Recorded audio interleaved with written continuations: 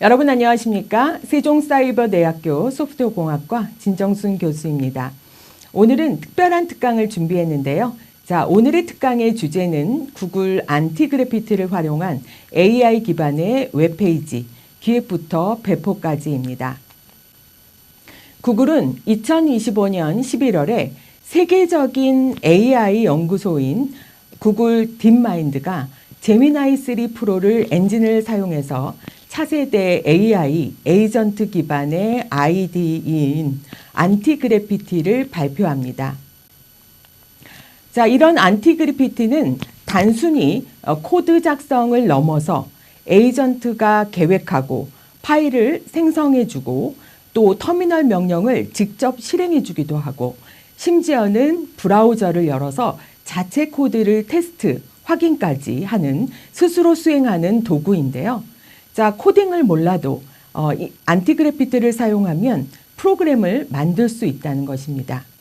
지금부터 저와 함께 안티그래피티를 알아보도록 하겠습니다. 자, 오늘 살펴볼 내용은 안티그래피티가 무엇인지 알아보고 그 다음에 안티그래피티를 활용해서 웹의 기획 그리고 디자인, 제작, 배포까지 알아보도록 하겠습니다. 자, 안티그래피티란 여러분께서 구글에서 만든 AI 개발 플랫폼입니다. 이것은 이제 자율 AI 에이전트가 되겠는데요. 이제는 개발자가 코드를 직접 짜지 않고 AI에 복잡한 작업을 맡기는 것입니다. 자, 그래서 에이전트가 중심이 되어서 프로그램을 개발하는 그런 환경을 말합니다. 앞에서 말씀드렸던 것처럼 안티그래피티는 제미나이 3 프로를 모델로 하고 있고 그리고 브라우저를 직접 제어하기도 하고 또 앱을 테스트하고 또 수정하는 기능까지 주어집니다. 그래서 이제부터는 계획부터 그리고 테스트까지 모두 전 과정을 자동화하는 역할을 합니다. 자, 그래서 안티그래피티는 HTML, CSS 처음부터 이렇게 작성하지 않고 AI가 자동으로 페이지를 구성해주는 역할을 해줍니다. 그래서 초보자도 짧은 시간 안에 결과물을 만들 수 있고요. 또 프롬프트를 직접 입력하면 바로 초안을 생성해 주기도 합니다. 자, 그러면 안티그래피티의 장점과 단점을 한번 살펴보도록 하겠습니다. 자, 장점으로는 자, 안티그래피티를 이용하면 제작 속도가 매우 빨라진다는 것입니다. 자, 에이전트가 자동으로 몇 초 안에 생각을 통해서 만들어지기 때문에 굉장히 짧은 시간 안에 만들어줄 수 있는 그런 특징을 가지고 있고요. 두 번째로는 기획과 디자인을 쉽게 얻을 수 있다는 것입니다. 에이전트가 여러 가지 데이터들을 모아서 아이디어를 내고 그것을 이제 실행하기 때문에 굉장히 쉽게 얻을 수 있는 기회가 되고요. 그 다음에 세 번째로는 초보자, 그래서 아무 코딩을 전혀 모르는 사람도 학습을 할 수 있게 되는 특징을 가지고 있고요. 그 다음에 반복 작업을 줄여줍니다. 코딩을 하려면 굉장히 많은 반복 작업이 필요하죠. 프로그램을 만들고 또 수정하고 또 같은 비슷한 것들은 또 패턴을 같이 유지하고 이런 것들이 필요한데 이런 반복 작업을 줄일 수가 있고요. 자, 그 다음에 배포까지 이어지는 흐름이 굉장히 쉬워졌다는 겁니다. 자, 이런 장점을 가지고 있는 반면 단점으로는 자, 전체적인 코딩의 품질을 보면 항상 최적은 아니라는 것입니다. 자, 그리고 두 번째로는 맞춤형 기능 구현이 좀 한계가 있다는 것이죠.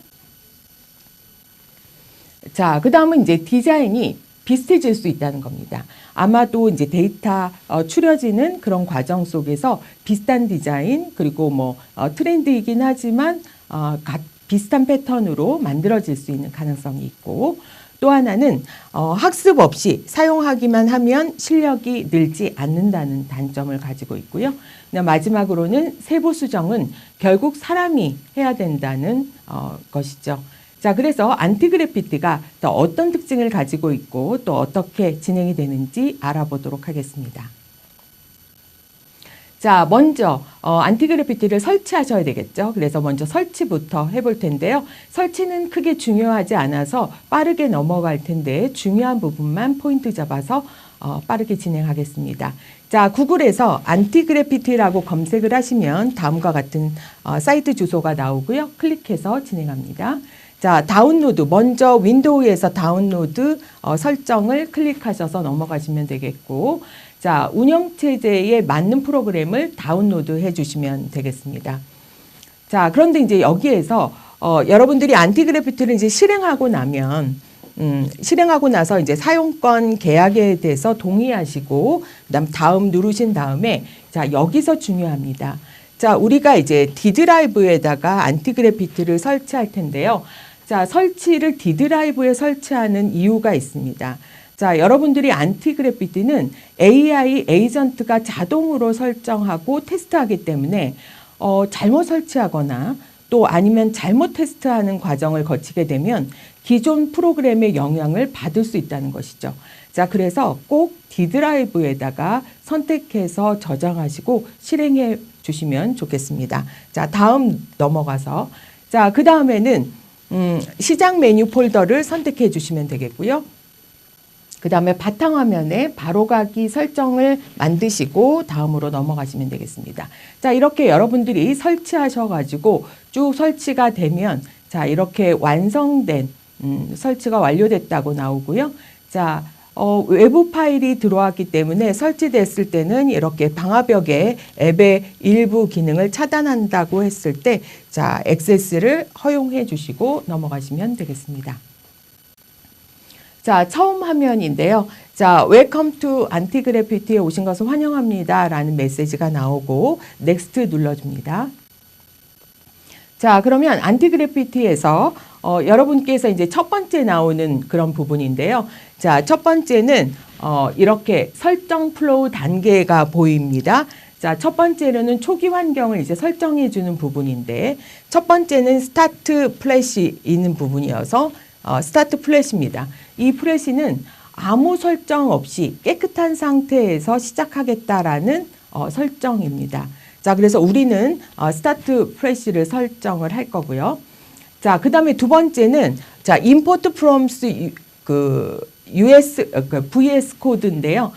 VS 코드나 뭐 커서나 뭐 이런 기존의 다른 설정을 가져오고 싶은 익숙한 환경을 가져오고 싶은 경우는 자, 이것을 선택을 하시면 되겠습니다. 자, 그래서 우리는 그냥 프레시한 스타트로 시작을 해보겠습니다. 자, 그러면 다음에는 에디터 테마를 선택하는 창이 나옵니다. 사용자의 시각적인 어떤 편의를 위해서 다크부터 라이트까지 여러분들이 선호하는 그런 테마를 선택하시고 넥스트로 넘어가시면 되겠습니다. 자, 다음은 에이전트 모드를 결정하는 부분인데요. 굉장히 중요합니다. 자, 우선 첫 번째 시큐어 모드라고 하는 것은 이 안티그래피티에서 이 에이전트를 어떻게 쓰느냐, 이게 굉장히 중요한데 얼마나 자율적으로 사용할 것인지를 선택하시는 게 필요합니다. 첫 번째는 시큐어 모드는 어떤 거냐면 AI 모델 학습자에게 사용자의 코드가 활용되지 않도록 차단해서 자, 코드를 비공개하고 싶을 때 사용할 수 있고요.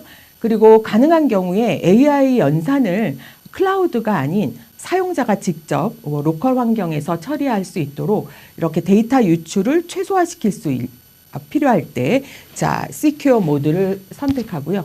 또 파일 선택이라든지 또 외부 네트워크 연결 이런 것들로 인해서 민감한 어떤 정보나 작업 수행에 있어서 어떤 사용자한테는 반드시 그럴 경우에는 승인을 받도록 처리하는 것이 바로 이런 시큐어 모드가 되겠고요. 다음으로는 우리가 선택할 수 있는 것, 선택하려고 하는 것인데요. 자, 이것은 바로 에이전트가 추천하는 그런 방법입니다. 자, 이 경우에는 모든 단계에서 사용자의 세밀한 검토와 승인을 거치는, 자, 검토와 승인을 거치는 자, 모두가 되겠습니다. 자, 그래서 이것은 에이전트가 계획을 세우고 사용자가 승인을 해서 이렇게 처리할 수 있도록 균형 잡힌 어떤 방식이 되겠는데요. 자, 그래서 이렇게 추천하는 것을 선택을 해보도록 하겠습니다. 그 이외에도 에이전트 드라이브인이라고 하는 것은 에이전트가 대부분의 어떤 결정을 에이전트가 하는 것을 말합니다. 그래서 결정권이 에이전트에 있다는 것이죠. 그러니까 그만큼 프로그램이나 이거 승인 여부를 처리하지 않고 에이전트가 그냥 바로 처리하는 그런 것을 말합니다. 자, 그 다음에 이제 커스텀 컨피규레이션 같은 경우는 사용자가 어떤 맞춤형으로 설정하는 부분인데요. 내부의 효율을 유연성 있게 조절할 때 사용하는 부분이 되겠습니다. 자, 그 다음에는 이제 에디터를 그 편집기를 구성하는 부분인데요. 자, 이것도 마찬가지로 추천하는 것을 선택한 다음에 넥스트 누르겠습니다. 자, 그러면 이제 사인인 하는 부분, 로그인 하는 부분이 나오는데요. 자, 여러분들이 구글에 로그인 아이디가 있으실 경우는 구글로 아이디에서 로그인을 해주시면 되겠습니다. 자, 그러면 이렇게 성공적인 인증이 됐다라고 화면창이 뜨겠습니다. 자, 오늘 우리가 할 것은 미션이 위키피디아라고 하는 문서를 이용해서 문서에서 데이터를 가져옵니다. 자, 그리고 틱톡 스타일로 여러분들이 만들어 보실 건데요. 자, 지금 오른쪽에 화면이 지금 좌측의 화면이 이렇게 움직이는 것을 보실 수 있죠. 자, 여러분께서 위키피디아의 문서에서 랜덤하게 여러분들이 어떤 특정 문서를 가지고 와서 이것을 스와이프를 이용하면 다른 문서들이 이렇게 보일 수 있도록 해주는 이것을 이제 미션으로 오늘 삼고 프로그램을 만들어 보도록 할 건데요. 자, 그래서 위키피디아 문서를 틱톡 스타일로 하는 웹을 만들어 보는 내용이 되겠습니다. 자, 웹 개발 단계에서는 여러분들이 웹을 개발한다 할 경우에 여러분들이 요 단계별로 알고 있을 텐데요. 자, 먼저 첫 번째는 기획을 하고, 그 다음에 두 번째는 디자인을 하고, 디자인된 것을 제작하고, 그 다음에 맨 마지막에는 배포하게 되는데요. 자, 안티그래피티를 사용하면 사실은 엄밀하게 따지면 기획과 디자인, 제작이 거의 동시에 이루어진다고 보시면 되겠습니다. 자, 그래서 오늘은 이 순서대로 진행을 해보도록 하겠습니다. 자, 첫 번째, 안티그래피티를 활용한 웹 개발의 기획입니다. 자, 기획 포인트를 조금 알고 우리가 해보도록 할 건데요. 자, 먼저는 시선의 흐름이 산만해지지 않도록 핵심 정보는 고정하고 주변 요소들만 부유하게 할 것인지 결정해야 된다라는 것입니다. 자, 근데 여기 좀 생소한 말이 나오죠. 자, 부유하게라는 뜻인데요. 자, 이 부유하게라는 것은 물 위에 공중에 이렇게 떠 있는 상태를 말하는데요. 자, 가볍게 떠다니는 느낌의 그런 형식을 말합니다.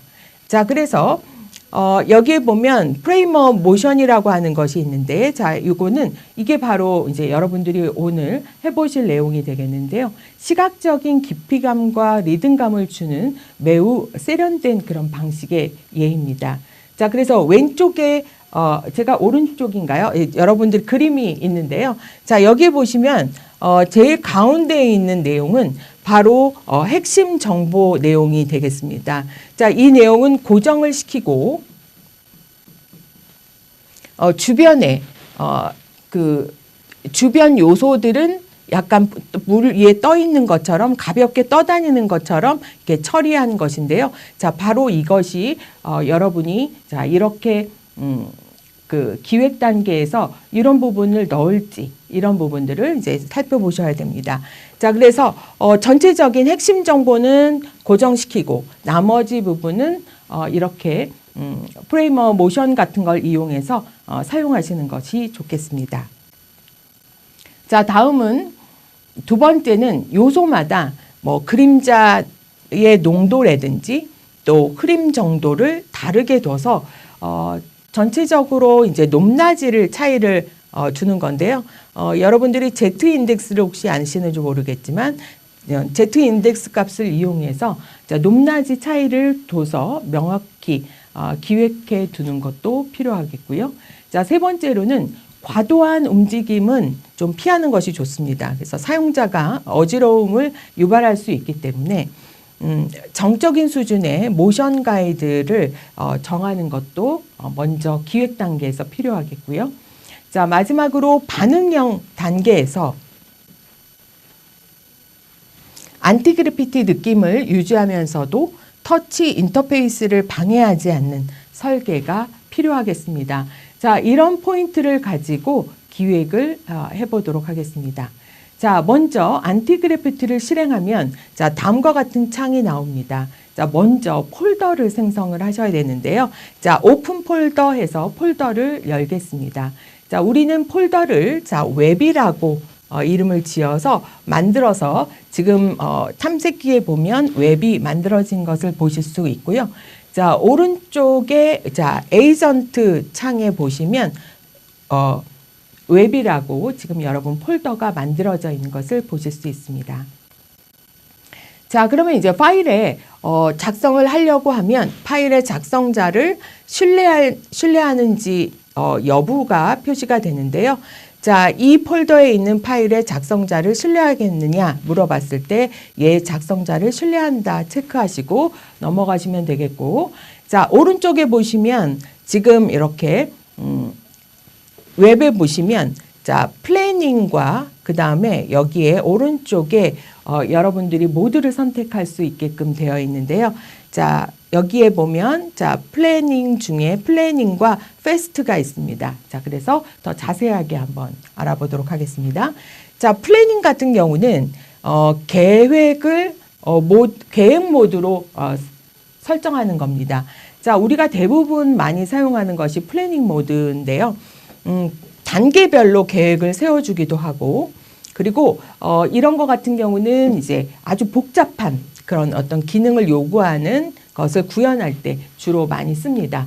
자, 그리고 기본 코드 구조를 크게 바꿀 때 많이 쓰게 되겠고요. 그리고 그래서 오류가 최소화됩니다. 자, 근데 패스트 같은 경우는 아주 고속 모드예요. 그래서 전체적으로 즉각적으로 바로 코드를 수정을 하거나 수정안을 제시하거나 또 틀린 것을 고치거나 할 때 주로 많이 쓰는 건데요.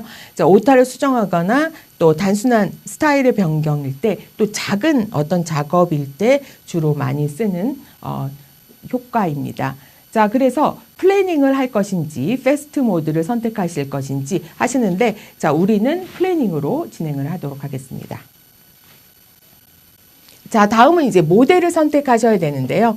자, 우리가 이제 이 에이전트 모델이 여러 가지가 있습니다. 자, 그 여러 가지 있는 모델을 중에서 여러분들이 선택하시는데, 자, 우리는 자, 제미나이 3 프로 하이 버전으로 우리가 모드를 선택하고 진행해 보도록 하겠습니다.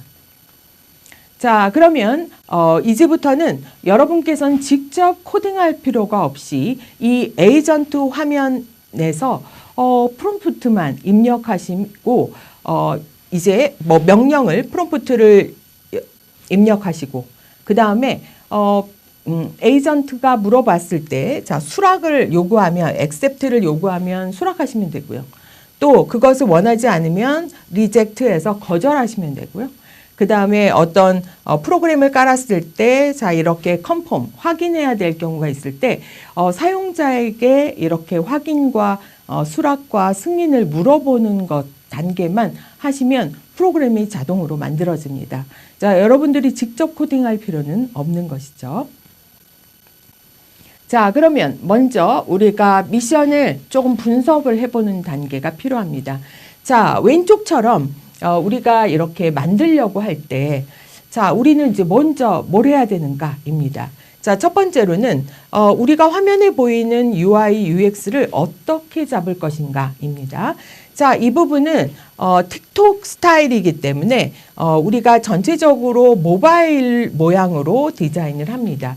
자, 우리가 그 핸드폰에 스와이프 기능이 있듯이 마찬가지로 그런 형식으로 잡을 때 자, 모바일 디자인을 선택을 하고요.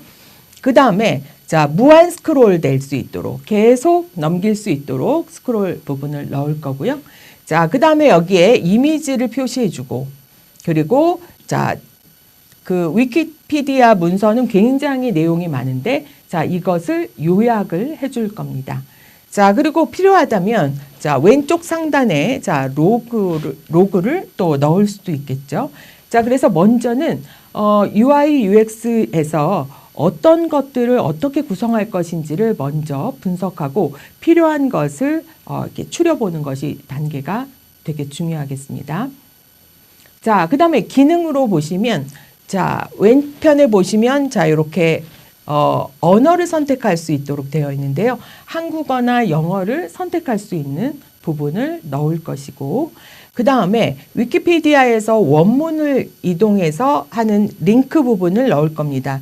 자, 리드 온 위키피디아 해서 이것을 이렇게 요약된 부분과 그 이미지가 나와 있지만 이것을 실제적으로 더 자세하게 보고자 할 경우에 자, 누를 수 있는 자, 버튼을 만들 거고요. 링크 시켜서. 그 다음에 오른쪽에 보시면 자, 문서를 공유하는 버튼을 넣을 겁니다. 그래서 기능 면에서는 다음과 같은 것들을 넣을 내용들을 자, 추려보시면 되겠습니다. 자, 그 다음에 이제 기술 스택 부분에서는 자, 리액트 언어를 사용할 것이고, 그 다음에 스크립트 부분은 타입스크립트와, 그 다음에 CSS 부분에서는 테일윈드 CSS, 그리고 API 중에서는 위키피디아에서 REST API를 활용하겠다.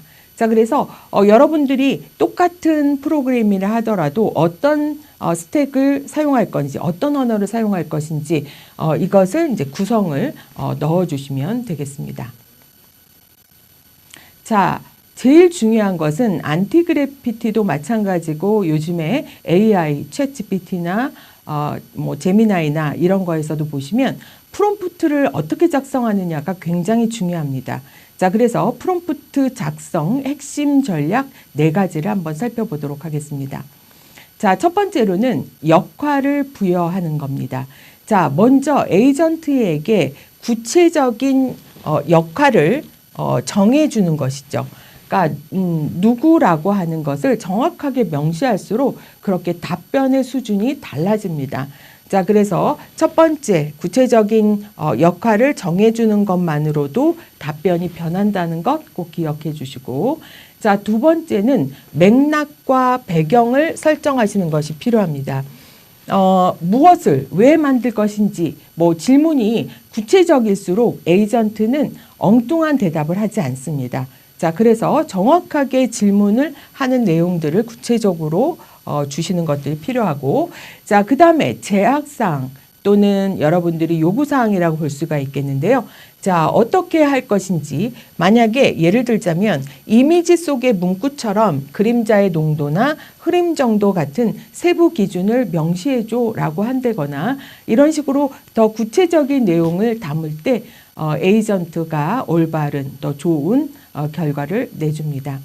자, 네 번째는 출력 형식 지정 부분인데요. 자, 어떤 모양이었으면 좋겠느냐라는 것입니다. 그러니까 이거는 뭐 UI나 UX 같은 그런 것들이 여기에 해당이 되겠죠. 자, 그래서 구체적인 형태가 있을 경우에는 미리 알려주면 에이전트가 그거에 유사하게 흡사하게 만들어줍니다.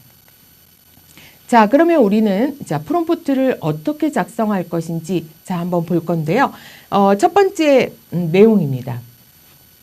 자, 먼저 위키피디아라고 하는 문서가 바로 역할이 되겠죠. 위키피디아 문서를 가지고 우리는 틱톡 스타일의 내용으로 이제 만들어서 갈 거다라는 내용을 정확하게 넣어주시면 되겠고요.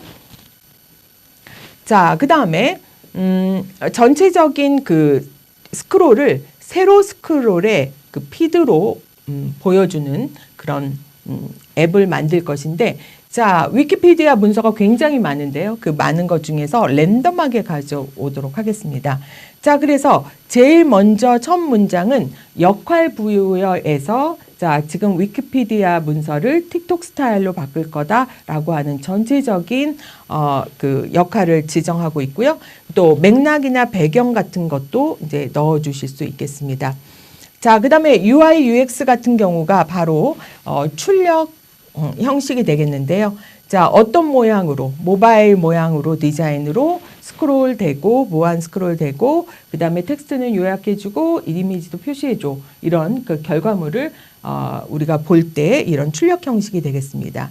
자, 그다음에 이제 기능 부분에서도 어떤 내용들이 담겨야 되는지 앞에서 분석한 내용처럼 자, 그런 내용들이 기능이 담겨야 되고, 그 다음에 기술 스택, 어떤 언어를 사용하고 어떻게 구현하겠다는 좀 세부적인 내용들을 넣어주시면 되는데, 이런 내용들이 바로 이런 제약사항이 되겠습니다.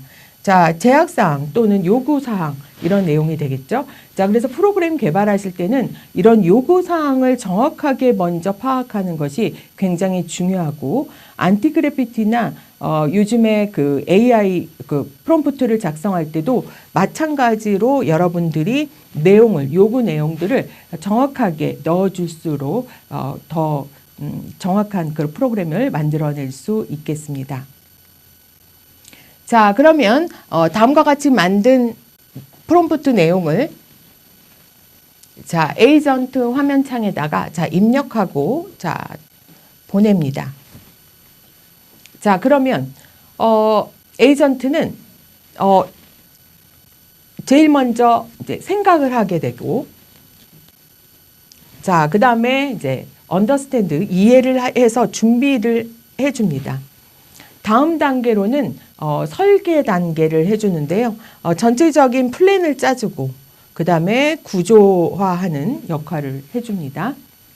그 다음에는 드래프팅해서 이제 초기 전체적인 기초를 다지고, 그 다음에 리파이닝해서 이제 전체적인 내용들을 뭐 수정해야 될 것들이 있다면 정정하고, 자, 그래서 이렇게 생성하는 단계가 거치면 맨 마지막에는 여러분들에게 보여주고 출력하는 형태로 최종 점검하는 순서를 가지게 됩니다. 자, 오른쪽에 보시면 이제 입력한 내용을 자, 위에다가 상단에 첫 번째 프롬프트를 입력을 했고요.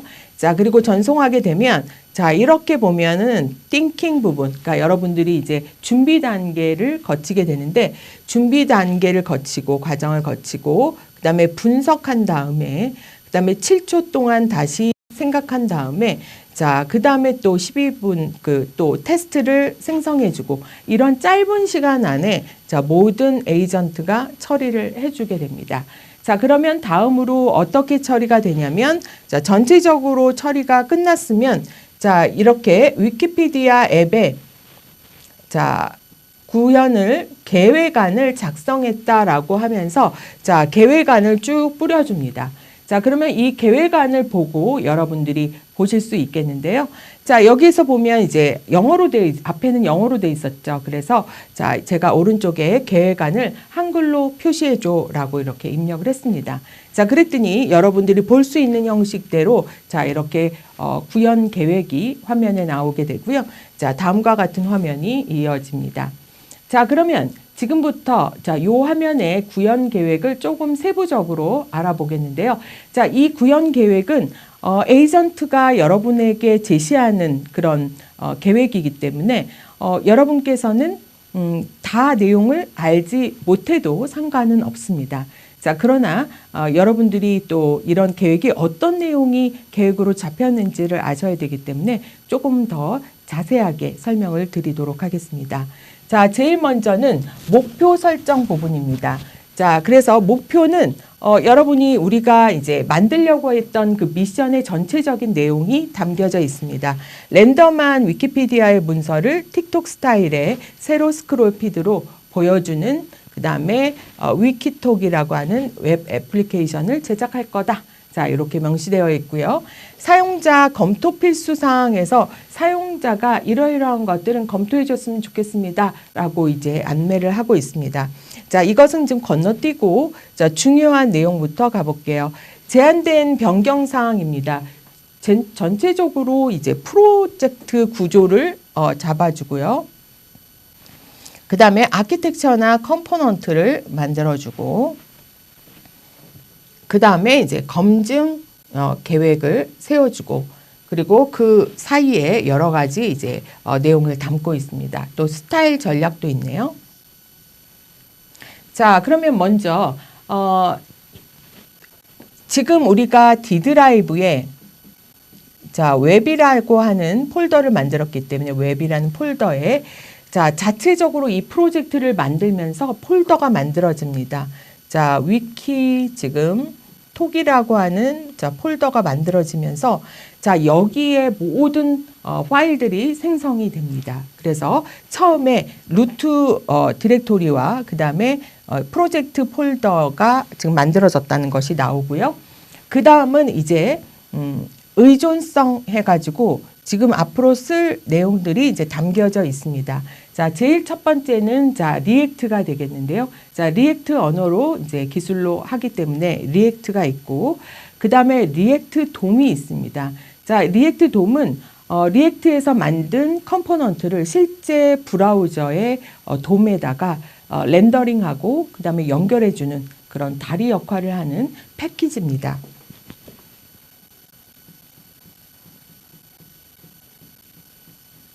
자, 그 다음에 이제 스크립트는 타입스크립트를 이제 사용하고요. 자, 그 다음에 이제 테일윈드 CSS, 지금 CSS는 그걸 쓰고, 자, 그 다음에 포스트 CSS와 그 다음에 오토 프리픽서라고 하는 부분은 여러분들이 작성한 CSS에 벤더 프리픽스 앞에다가 여러분들이 그 어떤 브라우저를 쓰느냐에 따라서 자, 붙여지는 것들을 자동으로 붙여주는 도구입니다. 자, 그래서 이것은 왜 쓰냐면 호환성을 자동으로 해결하는 도구가 되거든요. 그래서 그 부분을 처리할 수 있도록 추가가 되었고, 그 다음에 공유나 링크 아이콘을 만들 때 사용하는 부분, 그리고 아이고 제가 넘어갔네요. 자, 그리고 API 요청 편의성을 위해서 자, 다음과 같은 것을 수행한다라고 되어져 있습니다. 자, 특히 자, 이렇게 공유나 링크 아이콘 같은 경우는 여러분들이 이제 깔끔하고 일관된 디자인의 오픈소스 아이콘 라이브러리를 사용해서 쓰겠다. 그래서 최적화한 패키지를 사용하겠다라는 내용이 되겠고, 그 다음에는 브라우저와 그 다음에 노드.js를 위해서 여러 가지 HTTP 클라이언트 라이브러리를 사용하겠다라는 것입니다. 자, 그래서 패키지나 자, 라이브러리를 자, 이렇게 사용할 것을 제안하고 있고요. 자, 그 다음은 여러분께서 이제 앱 부분을 할 수 있는데, 자, 이거에서는 이제 언어 상태라든지 또 메인 진입점 이런 것들을 이제 처리하는 그런 부분이 되겠습니다. 자, 그 다음에 이제 피드 부분입니다. 새로 스크롤되는 컨트롤 부분을 이제 처리하는 부분인데요. 자, 이렇게 되는 경우에는 여러 가지 이제 이렇게 스크롤 스냅 타입을 줄 수가 있는데, 자, 요거 같은 경우는 사용자가 자, 이렇게 스크롤을 할 때 멈췄을 때 브라우저의 그 수직값, 그 수직의 Y축 값의 특정 지점으로 강제로 그 자석처럼 달라붙게 만드는 기술을 말합니다. 자, 그래서 이렇게 스타일을 자, 지정하도록 되어져 있고 하겠다라는 것이죠. 자, 그 다음에 오른쪽으로 넘어오면 자, 아티클 카드입니다. 자, 아티클 카드 부분에서는 화면 하나를 꽉 채우는 어떤 개별 문서 컴포넌트가 되겠는데요. 자, 이것도 마찬가지로 자, 스크롤, 스냅, 얼라인하고 스타트 이렇게 되어 있는데요. 자, 이거는 이제 스크롤이 멈췄을 때 실제적으로 이제 자식 요소에 부모 컨테이너의 스냅 지점에다가 맞춰가지고 그 정렬을 해주는 그런 부분이 되겠습니다. 그래서 정교한 인터페이스 구현을 위해서 필수적으로 필요한 그런 속성 값이 되겠습니다. 그 이외에도 UI 요소가 있겠는데요. 자, 여러분 그 배경에는 썸네일 이미지를 활용해서 블러 처리해서 배경을 입히고 다크 그라데이션을 처리하고요. 그 다음에 이제 메인 컨텐츠 부분에서는 중앙 정렬된 제목이나 요약 텍스트가 나타내 주게 하고, 그 다음에 액션 버튼, 그래서 더 읽기 버튼을 넣겠다 하는 부분과 공유하기 부분입니다. 그래서 UI는 이런 식으로 설계하겠다 되어 있고요. 우리가 프롬프트에 요청했기 때문에 자, 이런 계획안을 내주는 겁니다. 자, 그 다음에 서비스 부분에서는 자, 위키 API 부분에서는 내용을 어떻게 하냐면, 자, 여기에선 보면은 이제 패치 랜덤 아티클 중에서 랜덤하게 체크를 해서 자, 가져오는데요. 자, 여기에 이렇게 위키피디아 ORG에서 자, ORG에서 제가 가까워서 그런 겁니다. 자, 그 다음에 랜덤 서머리 이렇게 되어 있고요. 자, 그 다음에 응답 데이터 정제는 뭐냐면 여러분들이 이제 내부의 아이디라든지 특히 리액트에서 키값이라든지 API 그 호출할 때의 식별자라든지 그런 아이디, 그리고 타이틀은 이제 컨텐츠 제목이 되겠죠. 그 다음에 익스트랙트라고 하는 것은 이제 본문을 요약한 걸 말합니다. 자, 그리고 나머지 썸네일, 그리고 이제 원본이 있는 이미지가 있는 URL, 이런 것들, 좀 상세 주소, 이런 것들이 이제 표시가 되는 그런 부분이 되겠습니다. 자, 이렇게 이제 여러분들이 작성을 하시면 되겠고요. 밑에서 조금 더 살펴보면 이제 이렇게 스타일 전략 부분이 있는데 테일윈드 CSS 부분인데요. 자, 특히 이제 H 스크린이라고 되어 있는 것은 이미 테일윈드 CSS는 만들어져 있는 속성이 있습니다. 그럼 속성 값을 그대로 갖다 쓰시면 되는데, H 스크린이라고 하는 것은 뷰 포트의 높이를 100%로 가져가는 그런 스크린 작업이 되겠고, 그 다음에 W 풀이라고 하는 것도 너비를 100%로 지정하는 그런 부분입니다. 자, 그 다음에 오버플로우 Y 스크롤 부분은 여러분들이 이제 수직으로 스크롤을 할 때, 활성화할 때 컨텐츠를 탐색하는 그런 기능을 가능한지 여부를 표시해 주는 것이고요. 자, 그 다음에 맨 마지막에는 스냅 Y나 스냅 그 다음에 mandatory라고 하는 부분은 여러분들이 앞에서 그 스크롤 그 스냅 타입을 보셨던 것처럼 테일윈드 CSS 버전에서 스크롤 정보를 자석처럼 섹션에 강제로 고정하는 역할을 하는 것입니다. 자, 두 번째로는 안티그래피티를 활용한 웹 개발의 디자인 부분을 살펴보도록 하겠습니다. 자, 디자인에서는 여러 가지 요즘에 트렌드한 디자인들이 있어요. 자, 그래서 여러분께서 이런 것들을 좀 보시면 좋겠는데요. 첫 번째로는 자, 프로팅스 애니메이션입니다. 자, 최근에는 이렇게 프로팅이 거의 다 되어 있는 그런 앱을 만드는데, 자, 이미지가 상하로 천천히 움직이며 공중에 떠 있는 듯한 생동감을 갖는 그런 특징을 가지고 있고요.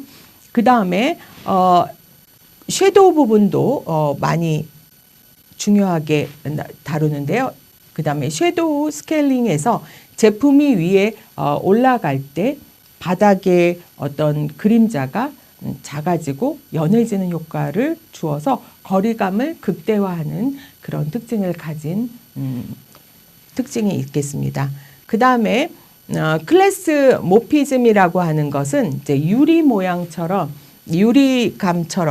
이렇게 좀 투명하게 뒤에 배경이 나오게끔 해주는 그런 부분과 그라디언트도 이것도 중요한 어떤 트렌드가 되겠는데요. 자, 어두운 배경에다가 선명한 그라데이션과 블러 효과를 사용해서 미래지향적이고 신비로운 느낌의 분위기를 연출할 때 주로 많이 사용하는 도구가 되겠습니다. 저희는 이 글라스 모피즘을 이제 사용해 보도록 하겠습니다. 자, 그 다음에 드롭 섀도우 같은 경우도 이미지가 자체에 푸른색 광채 효과를 주어서 공중에 이렇게 떠 있는 장비 같은 느낌을 강조하는 그런 디자인이 되겠습니다. 자, 이런 것을 참고해서 여러분께서 이제 디자인 프롬프트를 만들어 보도록 하겠습니다. 자, 그러면 이제 앞에서 1번 프롬프트에서 여러분께서 어떤 것을 만들고 또 어떤 요구사항들이 있고 또 세부 내역들을 자, 만들어서 이제 해서 만들어서 계획안이 만들어졌죠. 자, 그러면 계획안이 만들어졌으면 그 다음은 이제 여러분께서 뭐를 하셔야 되냐면 이제 그 작업을 해달라고 요청을 하시면 되겠습니다. 승인을 해주시면 되겠죠. 작성한 계획을 바탕으로 첫 번째 작업을 시작해줘라고 진행을 하고 그 다음에 디자인 측면이기 때문에 자, 우리가 사용하는 글래스 모피즘이라고 하는 글래스 디자인을 우리가 적용할 거다 하고 그 다음에 플레이모 모션이라고 하는 것도 자, 사용해서 위아래로 부드럽게 스와이프 되는 애니메이션 효과를 추가하겠다.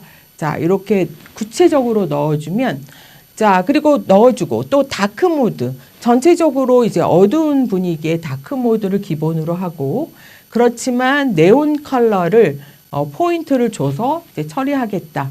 자, 디자인 면에서 굉장히 중요한 요소들이 지금 첨부가 됐죠. 자, 이런 내용의 프롬프트를 입력하시고 실행을 하게 됩니다.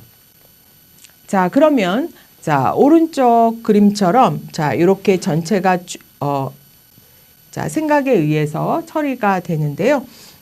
이렇게 과정에 업데이트 되는 부분이 있는데 자, 이 부분에서 자, 제일 먼저는 자, npx 그리고 이제 설치 부분이 필요합니다. 그래서 바이트 부분에 지금 설치 부분을 자, accept 수락하겠느냐 물어봅니다. 자, 그러면 수락해 주시면 되겠고요.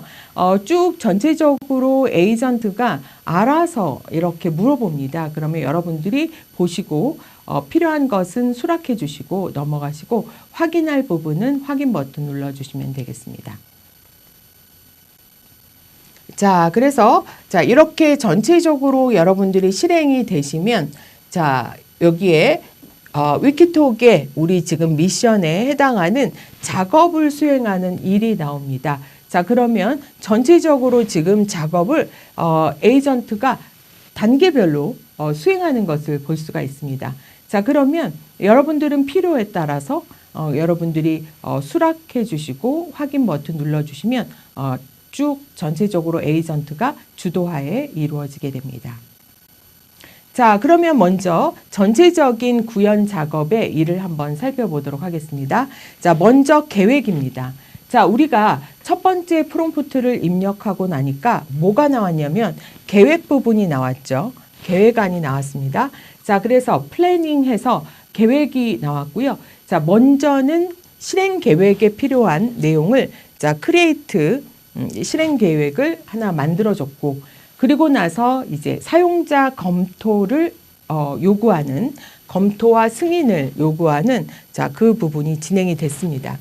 자, 이미 우리는 승인하고 넘어왔기 때문에 처리하고 넘어갔기 때문에 비활성화되는 것을 보실 수 있고요. 자, 두 번째 프로젝트를 설정하는 부분입니다.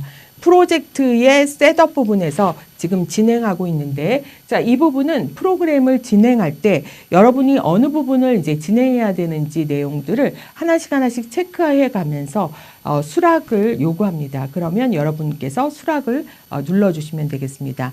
첫 번째는 이제 설치하는 부분인데요. 첫 번째 보시면은 자, 바이트랑 그 다음에 리액트, 타입스크립트 프로젝트를 자, 이렇게 인스톨 하도록 나와져 있고요. 자, 그 다음에는 tail CSS 부분을 인스톨하고 그 다음에 config 부분을 자, 처리해서 구성을 해달라, 프로젝트 구성을 해달라고 내용이 나오게 됩니다. 자, 그 다음에는 프로젝트의 스트럭처에서 전체적인 구도를 지금 설명하고 있는데요. 자, 먼저 SRC에다가 자, 컴포넌트를 생성하고 그 다음에 훅도 SRC에 선택하고 그 다음에 SRC의 서비스 이런 것들을 구조적으로 만들겠다라는 부분이 자, 입력이 됐습니다. 자, 이렇게 이제 여러분께서 해당하는 내용을 보시게 되겠고요. 다음은 이제 핵심 실행 부분입니다. 자, 그래서 이 부분들은 여러분께서 이제 에이전트가 자동적으로 전체적인 작업 일을 계획하고 자동으로 실행하기 때문에 여러분께서는 어떤 것을 언제 실행하고 있는지만 눈으로 보시면 되겠습니다. 자, 막 코어, 자, 이 부분은 아주 핵심되는 부분입니다. 되게 중요한 부분인데요. 자, 우선은 첫 번째는 이제 제일 중요한 거는 위키피디아에서 API를 가져오셔야 되겠죠. 자, 그래서 위키피디아에 자, 서비스를 자, 가져올 때 여러분들이 랜덤하게 아티클에서 패치로 가져오게 되겠고요. 그 다음에 자, 서머리 부분과 이미지를 가져오는 부분이 되겠습니다. 자, 그 다음에는 여러분들이 컴포넌트를 이제 생성하게 되는데, 자, 여기 보면은 아티클 카드의 컴포넌트를 생성하고, 그 다음에 피드 컴포넌트, 자, 이렇게 해서 두 가지 컴포넌트를 이용해서 여러분께서 지금 진행하실 이렇게 디자인과 그 다음에 스와이프 되는 모션, 자, 이런 것들이 지금 여기서 체크가 지금 일을 쭉 수행할 것으로 예상이 되고요. 자, 그 다음에는 이제 특징들을 한번 살펴보면, 자, 특징에서는 여러분들이 뭐가 있었냐면 공유하는 게 있었죠. 그래서 공유 부분, 그리고 또 더 자세하게 읽고 싶을 때 사용했던 리드 뭐 해가지고 읽고, 또 링크되는 버튼, 이런 것들을 이제 이 단계에서 테스트하고 만들어질 겁니다. 자, 그 다음에 이제 UX UI 부분인데요. 자, UX UI 부분도 자, 모바일 우선으로 스타일을 만든다고 했으니까 모바일 스타일 조정하는 부분이 있고, 그 다음이 스냅 스크롤 부분의 자, 행동을 틱톡 스타일로 만들겠다라는 부분이 되겠고요. 자, 그 다음에 로딩 상태, 그 다음에 에러를 핸들링하는 그런 부분으로 적혀져 있습니다. 자, 이런 부분을 순서대로 이제 작업이 진행이 될 예정인데요.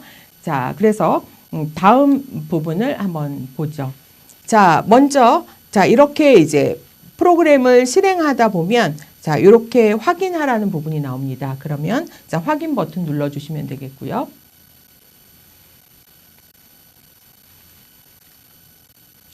자, 또 확인 버튼 누르라고 나오면 확인 버튼 눌러주시면 됩니다.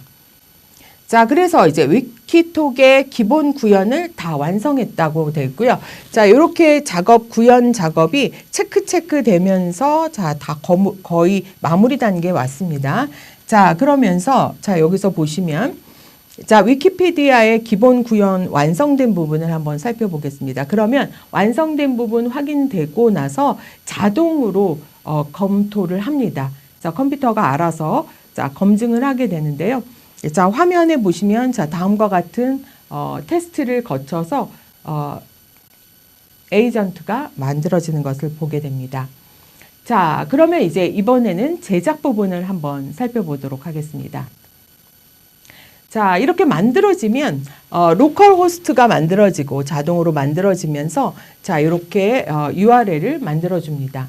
자, 그런데 그 아래에 뭐라고 되어 있냐면 추가적으로 개선할 점이나 원하는 기능이 있다면 말해주세요라는 메시지가 뜹니다. 자, 그러면 자, 추가된 내용을 담아주시는 프롬프트를 만들어주시면 되는데요. 자, 우리 위키피디아를 자, 연동해서 랜덤 문서를 가져오는 기능을 구현해줘. 자, 이미 프롬프트로 말했죠. 그렇지만 더 한 번 더 구체적으로 설명을 하고, 자, 여기에 혹시 사용자가 스크롤을 내릴 때마다 새로운 문서가 끊김없이 로드되도록 만들어줘라고 이제 이렇게 중요한 포인트를 줬고요. 그 다음에 문서의 제목이나 요약문, 그리고 메인 이미지를 추출해서 카드로 배치하고, 그리고 이미지가 혹시 없는 경우에 자, 이런 경우는 또 어떻게 처리하냐면 플레이스 홀더를 만들어 달라고 하는 그런 부분에 프롬프트를 만들어서 실행을 하게 되겠습니다. 자, 그러면 실행된 내용이 다음과 같이 진행이 되겠고요. 그래서 혹시 자, 이렇게 또 컨펌이 나오면 자, 컨펌을 자, 눌러주시면 되겠습니다. 자, 계속해서 자, 컨펌 눌러주시고요. 진행해 주시면 이제 다 마무리된 것을 확인하실 수 있고요. 그리고 자 여기에서 다음과 같은 내용이 지금 이제 기능이 추가됐다, 강화됐다라고 하는 메시지가 나옵니다. 자, 그러면 한번 살펴보죠. 자, 우선은 그 위키피디아 API 연동 및 무한 스크롤 기능을 강화했다. 자, 내용이 나오고요. 자, 그다음에 안정된 로드를 위해서 자, 이것을 계속 무한 스크롤 되는 것이 아니라 자, 5개 문서를 미리 가져오도록 변경해서 스크롤이 부드럽게 처리가 되도록 자, 추가했다. 내용이 담겨져 있고요.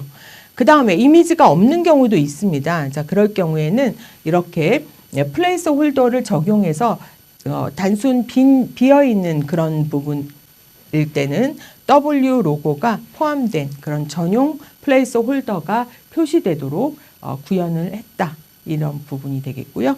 그 다음에 이제 검증 완료 부분입니다. 자, 검증은 데이터가 정상적으로 로드되고 스크롤 시 추가 데이터가 불러와지는 것을 확인한다라는 부분입니다. 자, 이렇게 이 앱이 훨씬 더 풍성해 보일 것입니다. 다음 단계로 모바일 반응형 디테일을 다듬거나 추가 기능을 구현할 준비가 되었습니다. 라고 해서 다음 프롬프트 내용을 물어보는 내용이 나옵니다. 자, 그렇게 되면 여러분들은 다음에 자, 마지막 프롬프트를 넣어주시면 되겠는데요. 자, 내장 브라우저를 실행해서 앱이 정상적으로 작동하는지를 뭐 검증해 달라고 이제 요청을 하고요. 그리고 실제적으로 이제 모바일 뷰 포트에서 스와이프 동작이 매끄럽게 되고 그 다음에 언어 변환을 할 때 데이터가 제대로 세로 고침이 되는지 확인하고 하는 작업이 있게 되고요. 그 다음에 이제 발생한 오류가 있거나 또 UI에 레이아웃 문제가 생기면 자동으로 수정해줘라고 이제 내용을 입력하고 처리하겠습니다. 자, 그랬더니 이제 결과가 검증과 수정을 마무리하고 메시지가 나왔는데요.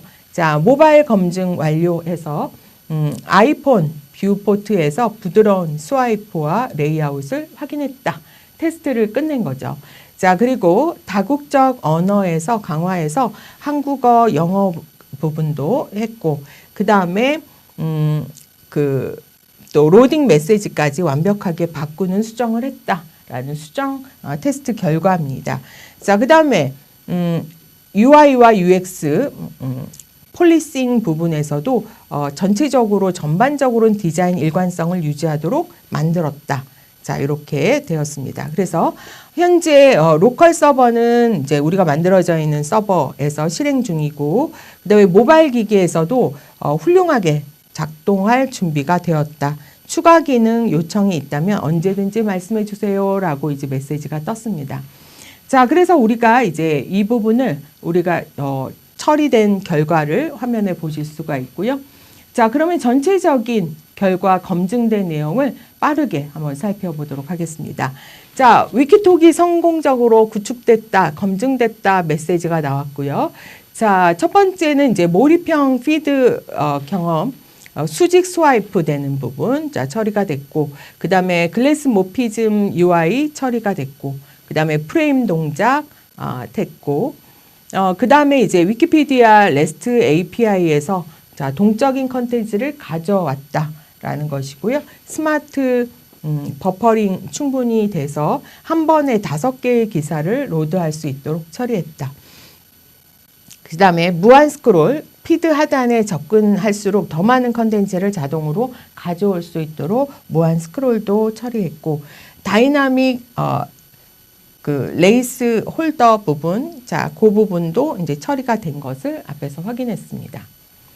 자, 그리고 이제 모바일 최적화 부분에서도 여러분들이 쭉 검증된 내용을 자, 확인하실 수 있고요.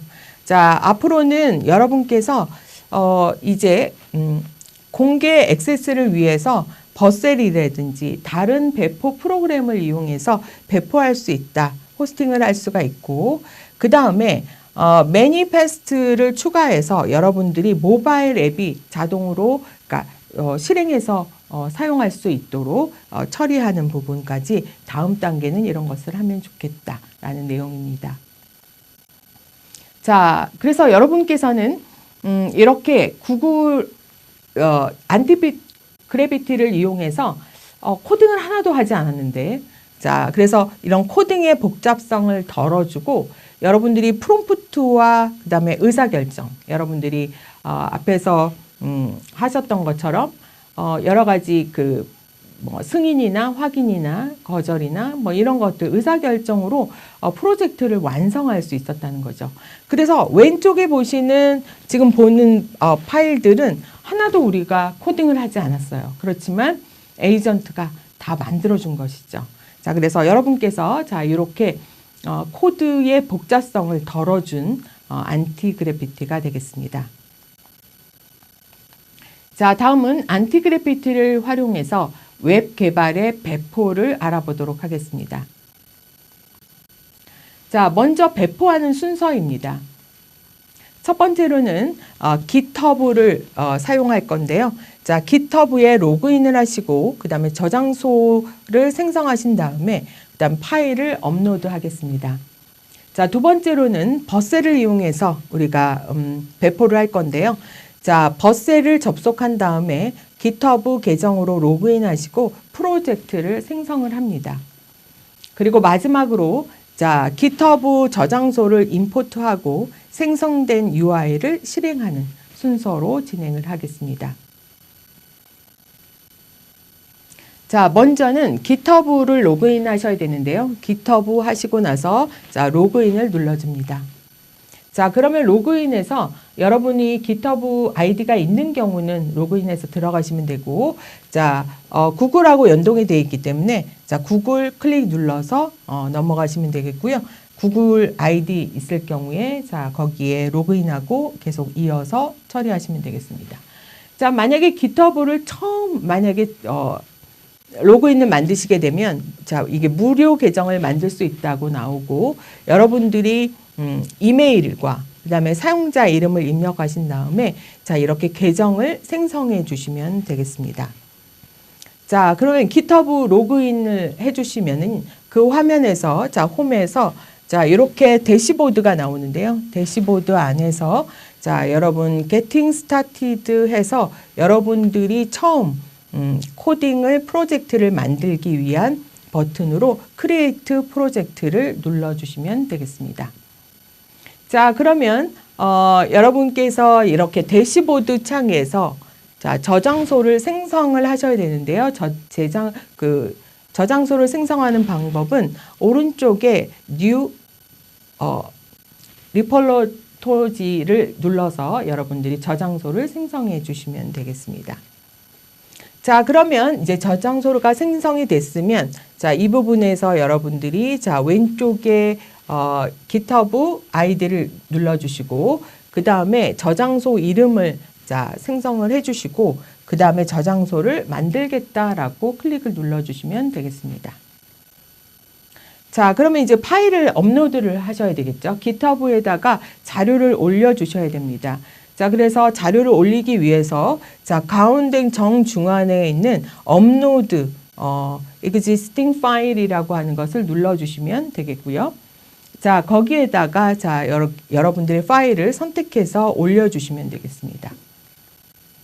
자, 그러면 다음과 같이 여러분들의 파일이 자, 올라가는 것을 확인할 수 있겠고요. 자, 맨 밑에 보시면 자, commit change라고 해서 여러분들이 설정을 해주시면 되겠습니다. 자, 그렇게 되면 다음과 같이 여러분들이 웹이라고 하는 저장소에 자, 다음과 같은 내용이 자, 담겨져 있는 것을 보실 수 있겠습니다.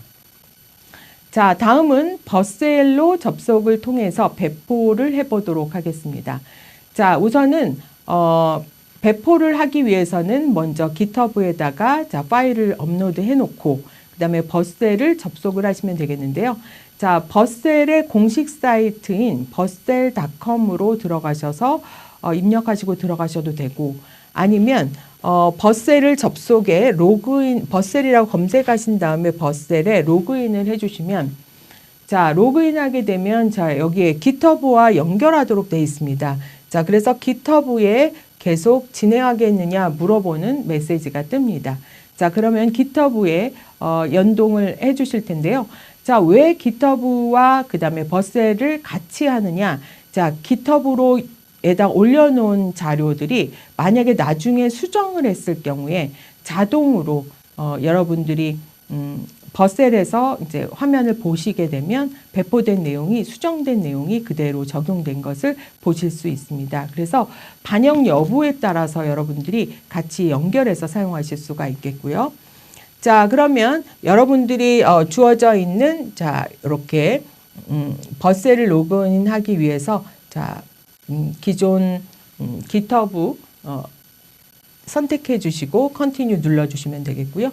혹시 로그인으로 접속하실 경우는 다음과 같은 내용이 나오지만 만약에 자 이렇게 사인업을 이용해서 들어가실 수도 있습니다. 그러면 메뉴가 조금 달라지는데요. 자, 처음 사용하실 경우에는 첫 번째 배포하는 가입자만 바로 시작할 수 있다라고 되어 있고 플랜 유형을 선택하게끔 되어 있습니다. 자, 그래서 저는 개인 프로젝트를 진행하겠다라고 쓰고 여러분들의 이름을 쓴 다음에 계속하기를 누르면 자 다음과 같은 화면창이 뜹니다. 그래서 첫 배포는 가입만 하면 바로 시작할 수 있다라고 뜨고 GitHub에서 계속 진행하겠느냐 아니면 구글에서 계속 진행하겠느냐 물어보는 창이 뜹니다.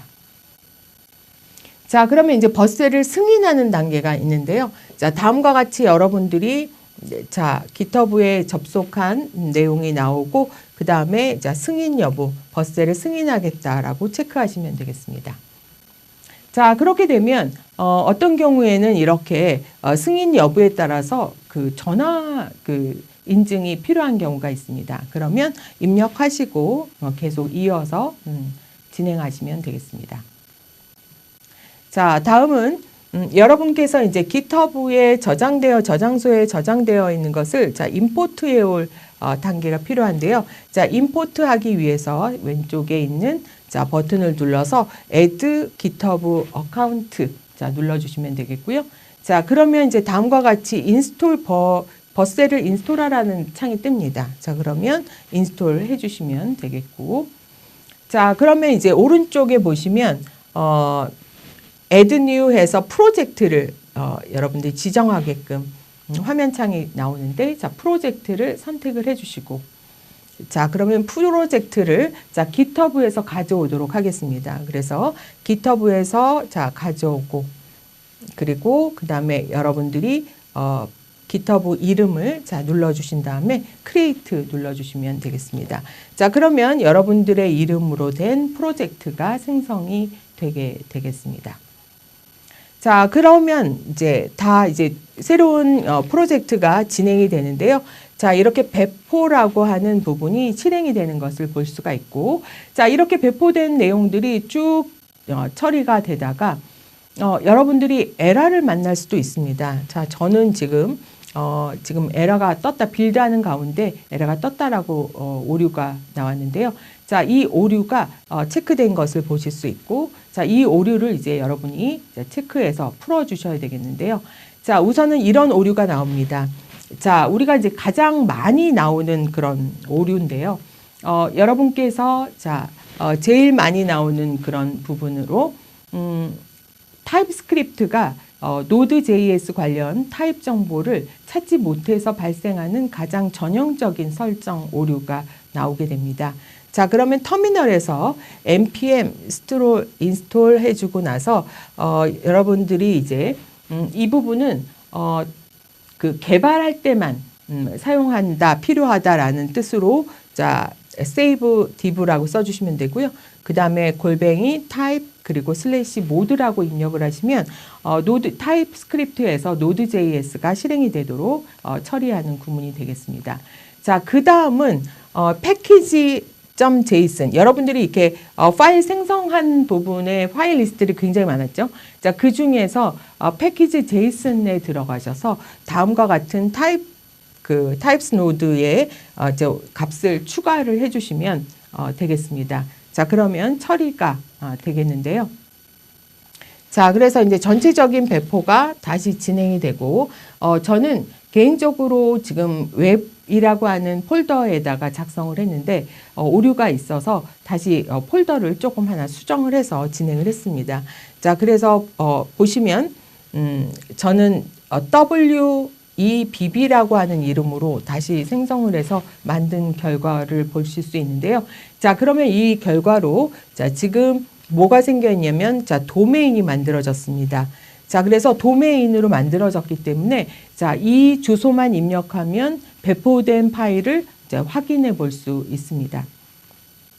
자, 그래서 이렇게 생성된 URL을 자, 입력하기만 하면 프로젝트가 완성이 되는데요. 자, 바로 이렇게 완성된 것을 실행해 봤습니다. 자, URL을 생성된 URL 도메인을 자, 위에다가 URL 창에다가 직접 입력하고 엔터를 누르면 자동으로 랜덤한 위키피디아에서 랜덤하게 5개의 페이지를 가져와서 스크롤 해서 스와이프 해서 자, 여러분들이 위로 올릴 때 이미지가 다른 이미지로 랜덤하게 가져오는 것을 자, 보실 수 있겠습니다.